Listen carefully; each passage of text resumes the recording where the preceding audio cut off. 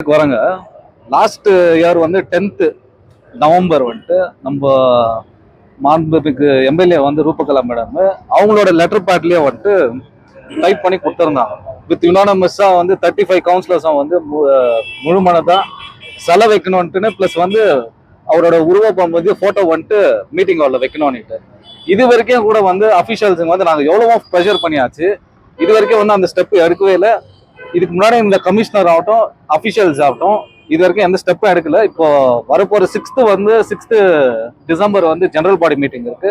Suppose இது வந்து இவங்க ஏதாச்சும் ஸ்டெப் எடுக்கலன்னா எங்களோட பாய்காட் வந்து கண்டிப்பா பண்ணுவாங்க.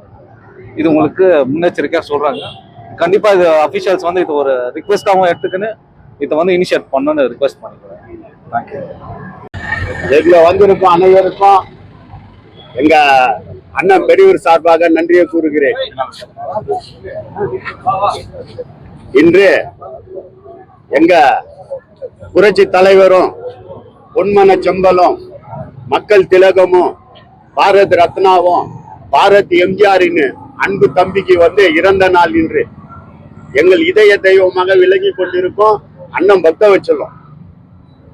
பொன்மணி கழுத்தோடு பொன்மாலை அசைந்தாட நான் கண்ட பொருள் கூட்டமா, என் அண்ணாவை ஒரு நாளும் என் உள்ள மறவாது, எங்க பக்த அண்ணனை ஒரு நாளும் என் உள்ள மறவாது என்றாலும் விதம் அல்லவா.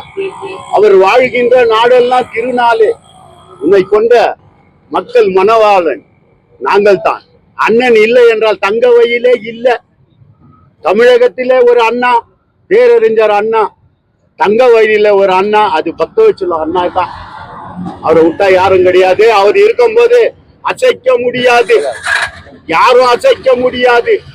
யார் வந்தாலும் எதை செய்தாலும் அசைக்க முடியாது. தாயின் பாசம் அவர் உடலில் இருந்தது, அசைக்க முடியாது. தலைவணங்காத கொள்கை இருந்தது, அசைக்க முடியாது. உண்மை சொல்லிடுவார், நன்மை செய்திடுவார், எதையும் தாங்க இதயம் கொண்டு இரண்டினில் ஒன்று பார்த்துடுவார். அவர் தான் அண்ணன் பக்தவச்சலம். அண்ணன் மாதிரி யாருன்னா இங்க வருவாங்களா? அண்ணன் மாதிரி யாருன்னா இருப்பாங்களா? இல்ல அண்ணன் மாதிரி வந்தவங்க யாரும் இருக்கிறாங்களா? யாராரோ வந்தாங்க, யாராரோ போனாங்க, யாராரோ போய் நிக்கிறாங்க.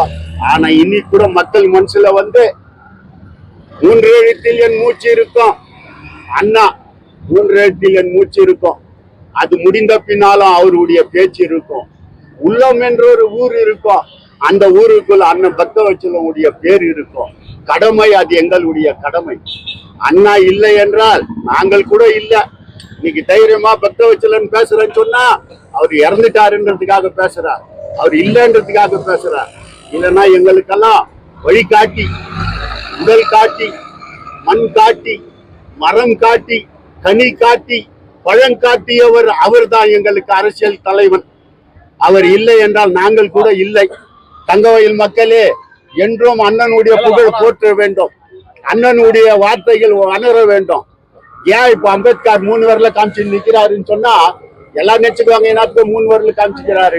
இல்ல, கடமை, கண்ணியம், கட்டுப்பாடு, இந்த 3 பேரை தான் அவரு காமிச்சு நிக்கிறது. பாபா சாஹிப் அம்பேத்கர்.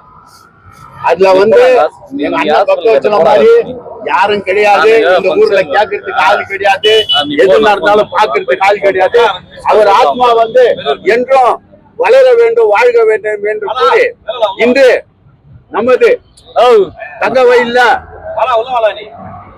இப்ப தங்கவயல்ல வந்து அண்ணா வந்து எல்லாம் ரெடி பண்ணிட்டுக்கிறோம். பிறந்த நாளைக்கு அங்க வராரு. அந்த பிறந்த நாள் அன்னைக்கு அண்ணன் இல்லாத போயிட்டாரு. அந்த பிறந்த நாள் வந்து முருக ஐயாவுக்கு தான் பிறந்த நாள். அவரையும் வாழ்த்துகின்றேன். முருகன் என்றால் கண்ணு, இந்தியன் என்றால் கண்ணு. அவர் வந்து கண்ணாக வாழ்ந்து கொண்டிருக்கிறார். அண்ணாவின் இறந்த நாள் அன்னைக்க அவருடைய பிறந்த நாள். அவர் வாழ்க வாழ்க என்று வாழ்த்தி வணங்குகிறேன். நன்றி, வணக்கம். நம்முடைய அண்ணன் பக்தவச்சலன் அவருடைய முன்னிட்டு என்ன நிகழ்ச்சியை ஏற்பட்டிருந்தார்கள். நான் வந்து எங்க மனைவி சார்பாக முனிசிபாலிட்டிக்கு ஒன்று கேட்டுக்க விரும்புகிறேன்.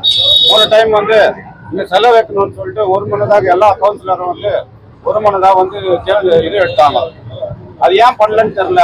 அதனால அந்த வன்மையாக கண்டிச்சு தயவு சேர்ந்து முனிசிபாலிட்டி இருக்கிற பிரசிடென்ட் அவங்ககிட்ட கேட்குறேன், முனிசிபாலிட்டி கமிஷனர் அவங்க கேட்குறேன், தயவு செய்து ஐயாவுக்கு ஒரு செலவு வைக்கணும்னு சொல்லிட்டு எங்க நான்காவது வட்ட கவுன்சிலர் பாசத்துக்குரிய அருமை பக்தவச்சலத்தின் அருமை விசுவாசிகளே, இன்றைய தினமானது நமது தங்கவயல் சரித்திரம் படைத்த தங்கவயலுடைய சரித்திர நாயகன், கொடுத்து கொடுத்து சிவந்த கரங்களின் சொந்தக்காரர், மக்கள் போன்ற மக்கள் தலைவர் பக்தவச்சலம் அவர்களின் நினைவு நாளானது இன்று அருமை சகோதரர் திரு ஜான்சன் அவர்கள் தலைமையிலும், அருமை சகோதரர் திரு முருகன் அவர்கள் முன்னிலையிலும், திரு கருணாகரன் மற்றும் எங்களுடைய 14வது வார்டு கவுன்சிலர் திரு ஜெயந்தி ராணி ரமேஷ் அவர்களுக்கும் இந்த வேலையில வணக்கத்தை தெரிவித்துக் கொண்டு, இன்றைய தினமானது தங்கவயல் மண்ணின் மைந்தர் மக்கள் தலைவர் பக்தவச்சலம் அந்த ஒரு தலைவர் இல்லாத காரணத்தினால் இன்று நமது தங்கவயல் வெம்மல் தொழிலாளிகள் குறைந்தபட்சம் 25 நாட்களாக போராடி கொண்டு வருகின்றார்கள். அதே நமது ஆற்றல் மிக்க தலைவர் தங்கவயல் அரசியல் ஆசான் மக்கள் தலைவர் பக்தவச்சலம் அவர்கள் இருந்திருந்தால் இதற்கு ஒரு தீர்வு காண மிக முக்கியமான பொறுப்பிலே அவர் எதிர்ப்பார். எதற்காக நான் சொல்கிறேன் என்றால், அவர் இன்று நமது கர்நாடக மாநில முன்னாள் முதலமைச்சர் மாண்புமிகு HD குமாரசாமி அவர்கள் இன்று இந்திய நாட்டின் தொழில்துறை அமைச்சராக இருக்கின்றார். அதே போல் நமது கோலார் மாவட்ட எம்பியாக திரு மலேஷ் பாபு அவர்கள் இருக்கின்றார்கள். இதனை பயன்படுத்திக் கொண்டு நமது தங்கவயல் தமிழ் தொழிலாளிகளுக்காக குரல் கொடுத்து அவர்களுக்கு ஒரு நல்ல ஒரு தீர்வை காண்பிப்பார். இன்றைய தினம் அவர் நம்மை விட்டு பிரிந்து 6 வருடம் ஆகின்றது. இல்லாத பொருள் மீது எல்லோருக்கும் ஆசை வரும் என்பது ஒரு கவிஞனுடைய வார்த்தை. அது ஏன் என்றால், இன்று அவர் இல்லை. அவர் இல்லாத போதுதான் அவர் மீது எல்லோருக்கும் ஆசை இருக்கிறது. பக்தவச்சலம் இருந்திருந்தால் இதை செய்து முடித்திருப்பார். நாங்கள் பெம்மல் தொழிற்சாலை மெயின் கேட் எதிரிலே நாங்கள் போராட்டம் நடத்தியிருப்போம். அவர் எங்களுக்கு அதனுடைய உத்தரவை வாங்கி கொடுத்திருப்பார் என்று இன்று பரவலாக தங்கவயல் மக்கள் தொழிலாளிகள் பேசிக் கொண்டு வருகின்றார்கள். இந்த வேளையிலே நமது அரும்பெரும் தலைவர் தங்கவயலில பல போராட்டங்களை நடத்தி வெற்றி கண்டவர். அது மட்டும் இல்லாமல் இந்த நகர சபை ஒரு சின்ன விண்ணப்பம் வைக்கின்றோம். நீங்கள் தலை எப்போதாவது வையுங்கள். தயவு கூர்ந்து யாரோ சும்மா போட்டோங்களை வச்சுக்கிறீங்க, அவருடைய போட்டோ வைக்கிறதுக்கு என்ன சட்டங்குது, அதை நீங்க வைக்கிறீங்களா நாங்க வைக்கணுமா? இதை தயவு செய்து ஒரு முடிவு பண்ணி அவருடைய போட்டோவை மார்ச் 7 அவருடைய பிறந்த நாள் அந்த தினத்தில் அவர் போட்டோ வைக்கிறதுக்கு இந்த நகர சபை முன்வர வேண்டும் என்று இந்த வேலையில கேட்டுக்கொண்டு இந்த நிகழ்ச்சியை நமது அரும்பெருத்த நாங்க முனிசிபால் மீட்டிங்ல ரெகுலேஷன் பாஸ் பண்ணி பிரசிடண்ட் இவரு 6 முறை பிரசிடண்ட் வந்திருக்காரு, 3 முறை எம்எல்ஏ வந்திருக்காரு. அவருக்கு முனிசிபாலிட்டி உள்ள இதே போட்டோ வைக்கணும்னு சொல்லிட்டு ரெசல்யூஷன் எல்லாம் பாஸ் பண்ணோம். அது பண்ணி 1.5 வருஷத்துக்கு மேல ஆச்சு. அது என்னன்னு கூட காதல் போட்டுக்கல.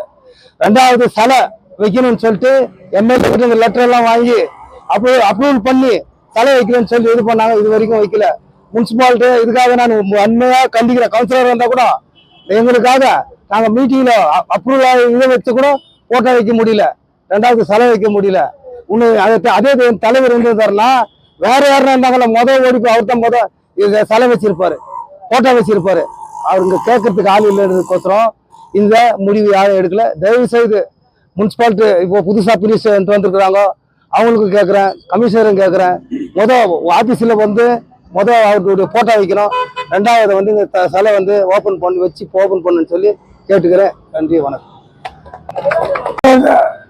சகோதரர்களே, நண்பர்களே, அண்ணன் பக்தவச்சலமுடைய விசுவாசிகள், அவருடைய விசுவாசிகள் தொண்டர்கள்ல நானும் ஒருத்தன்.